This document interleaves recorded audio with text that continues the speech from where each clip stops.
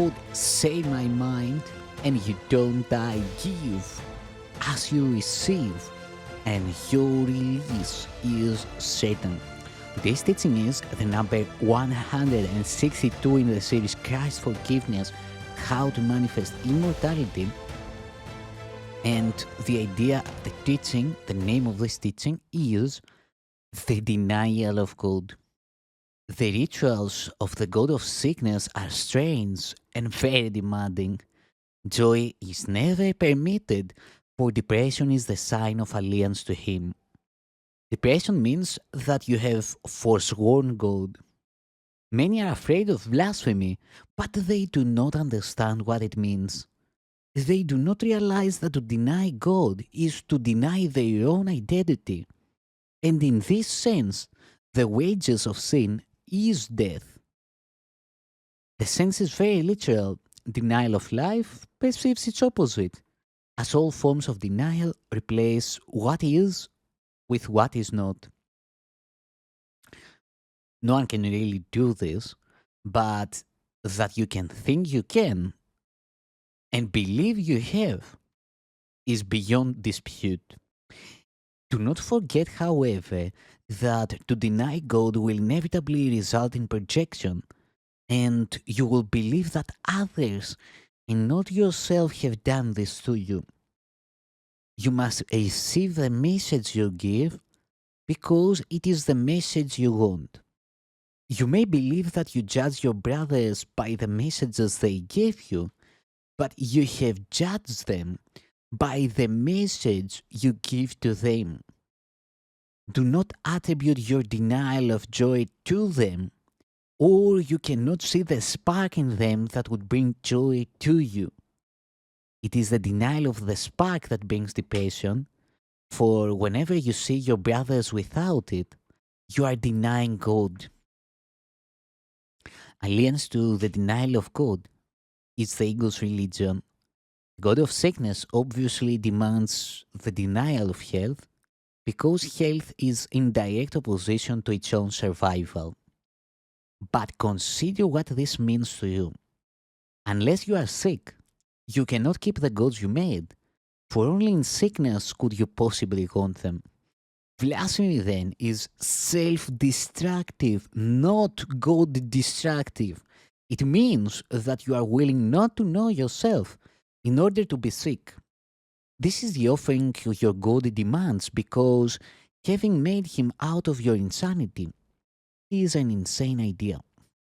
He has many forms, but although he may seem to be many different things, he is but one idea: the denial of God. Sickness and death seemed to enter the mind of God's Son against his will. The attack on God made his son think he was fatherless, and out of his depression he made the god of depression. This was his alternative to joy because he would not accept the fact that although he was a creator, he had been created. Yet the son is helpless without the father, who alone is his help. I said before that of yourself you can do nothing, but you are not of yourself. If you were, what you have made would be true, and you would never escape. You could never escape. It is because you did not make yourself that you need be trampled, that you need be troubled over nothing. Your goods are nothing because your father did not create them. You cannot make creators who are unlike your creator any more than he could have created a son who was unlike him. If creation is saving, it cannot create what is unlike itself. It can say only what it is.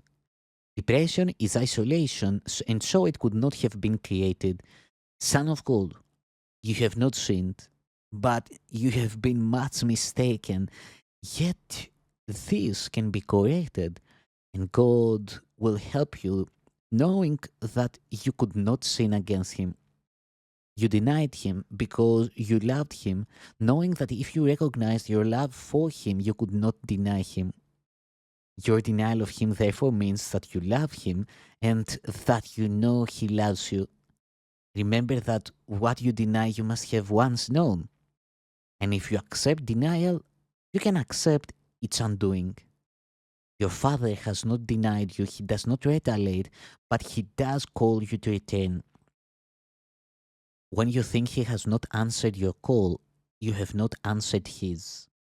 He calls to you from every part of the sonship because of his love for his son. If you hear his message, he has answered you, and you will learn of him if you hear right.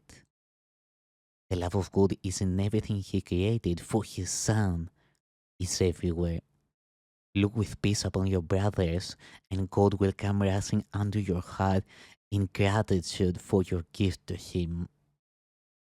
Do not look to the God of sickness for healing.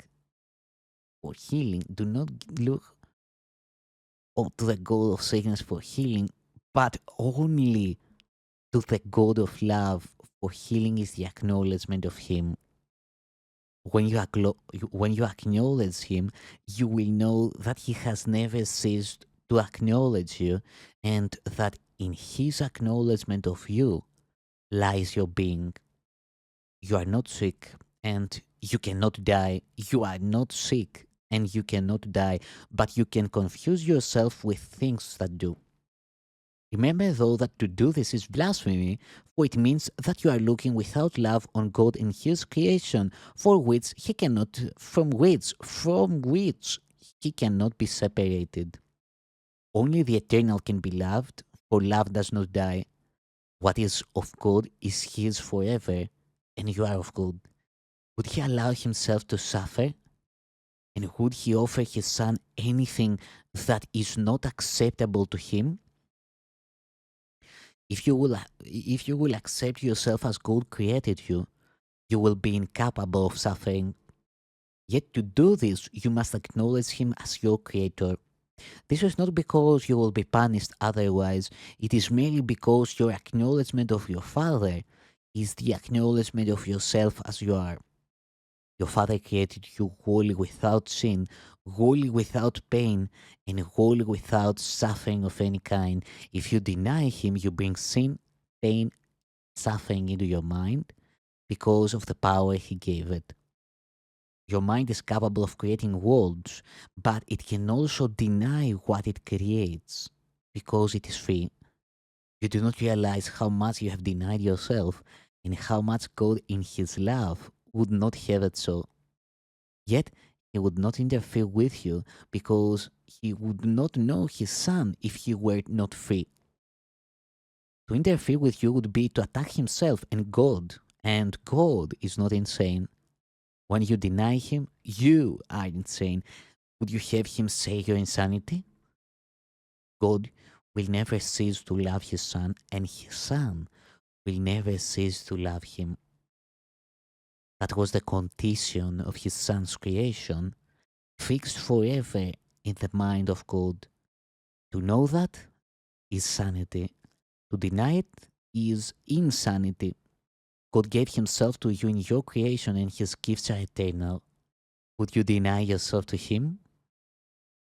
Out of your gifts to Him, the kingdom, out of your gifts to Him, kingdom will be restored to His Son.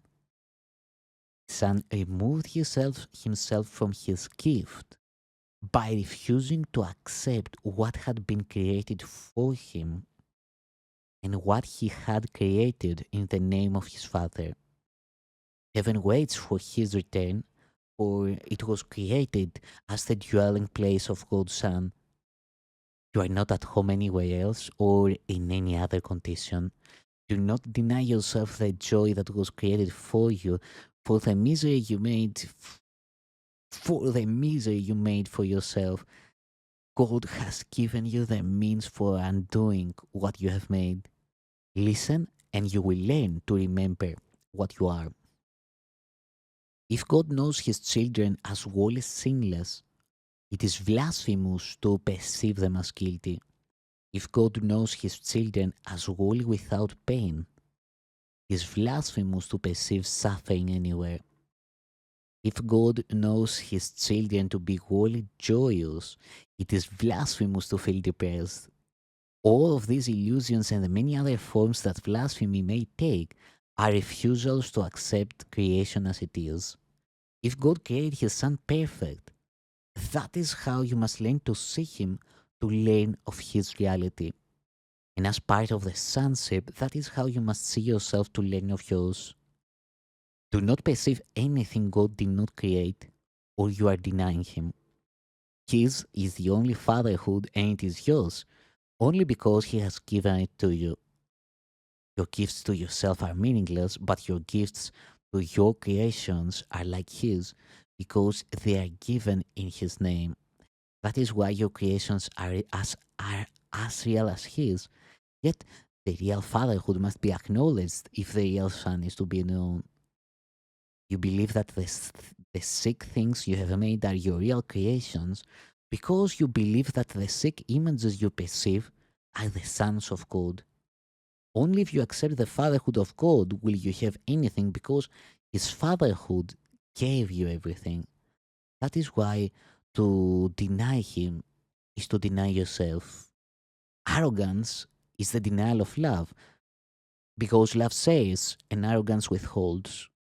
As long as both appear to you to be desirable, the concept of choice, which is not of God, will remain with you. While this is not true in eternity, it is true in time, so that while time lasts in your mind, there will be choices. Time itself is your choice. If you would remember eternity, you must look only on the eternal.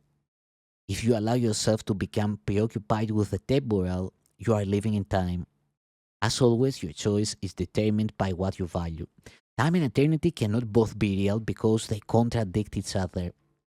If you will accept only what is timeless as real, you will begin to understand eternity and make it yours.